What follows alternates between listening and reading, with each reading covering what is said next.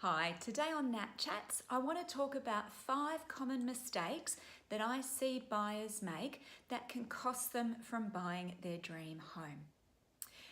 The first mistake buyers make is over-relying on automated valuation reports. I get that people want to make sure that they don't overpay for a property, but an automated valuation report is not a sworn valuation for the home. It is just simply a button that you or your broker has pressed that provides a report that provides an indicative range. Now, if you're buying in an area where the blocks are the same, the houses are very similar, they're of a similar era, similar size, similar standard of finish, those automated valuation reports can have some merit. But in the inner city areas where I do a lot of business, the automated valuation reports in fact are pretty useless. I, as an agent, would never rely on them when I'm coming to appraise a property, and I would never suggest that you rely on them when you're looking to purchase a home. If you're not sure about the price of the property, ask the selling agent for comparable sales evidence. They should be able to provide that, and they should be able to go through that with you in detail. And if you've been looking for a while, you know too what else is on the market and what other properties have sold for. So your judgment and that feedback is a much better guide than an online and automated valuation report that is likely to be using comparable sales that have actually nothing to do with the property that you're looking at. The second tip is not to put too many or unfair conditions on your offer, especially if you're in competition with the home.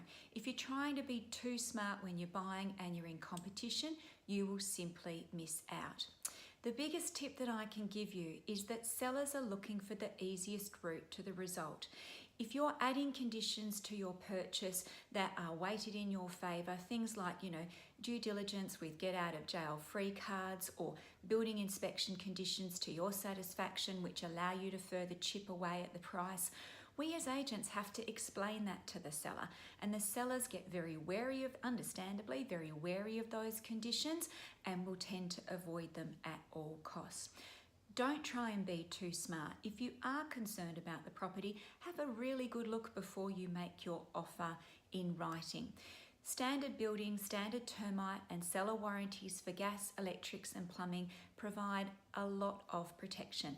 And if you want something over and above that, try and do those inspections and that due diligence before you submit an offer, rather than putting unwieldy conditions on your offer with exacerbated timeframes that are going to take the property off the market at risk of that offer terminating weeks after the initial offer has been accepted. The third thing is when buyers come in too low with offers. Again, we get it. You don't want to overpay for a property, but being too cheeky can cost you the home as well. Remember that a seller is selling their home. They're often emotionally invested in the transaction. They're realistic about today's market conditions. They're not expecting record prices, but they are expecting something fair. When you come in too low with an offer, all you do is just piss the seller off, to be honest, and one of two things will happen. Either A, they'll refuse to counter, so you don't even get a chance to get started in the negotiation, or two, they'll come back with a counter that is way too high. Just like you're trying to drag them down, they will try and drag you up. So they're not going to come back with anything close to what they might genuinely consider. And then you're in this protracted kind of chip and chase process, which is leaving you open to other buyers coming into the process, or at the risk of ending in frustration, or just neither party really sort of getting close to what they want out of the process. So be really wary of negotiating too hard and coming in too low with your offer. And that brings me to the next point. I just said it, point 4, negotiating too hard.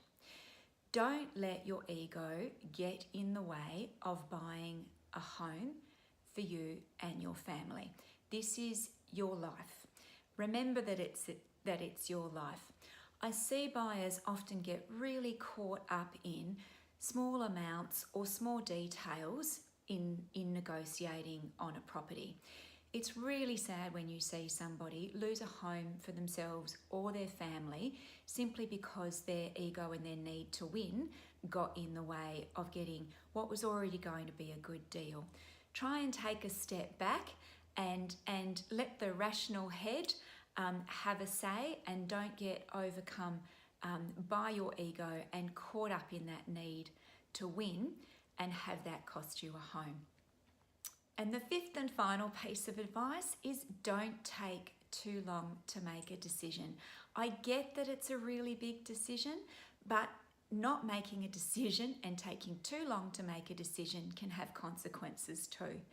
It's a really interesting thing when buyers say to me, Natalie, we're really interested in the property. We just have to have a bit more of a think about it. Can you let us know if somebody else decides to make an offer? Why would you wait until you're in competition to decide if you want to purchase a home? As soon as you're in competition, you lose the right to negotiate one-on-one with the seller. You've got no choice then but to put in your best and final offer for the property, because you're now in competition for another buyer for the keys for the home. If you're interested in a property, test the waters with an offer. Don't drag your heels. By all means, don't go into it blind without getting the advice that you need to before, but don't dilly-dally and drag your heels as well. And absolutely don't wait until you're in competition to make that offer. That's, to me, just absolute madness. Take your opportunity, if you've got it, to negotiate one-on-one with the seller without that competition. And that's it. They're my 5 tips. Look, there's lots of other things that can get in the way of buying a home. And if you've been in a position that you're constantly making offers and missing out, and you want some feedback and advice, by all means, give me a call. My number 0405 812 273. Have a great day.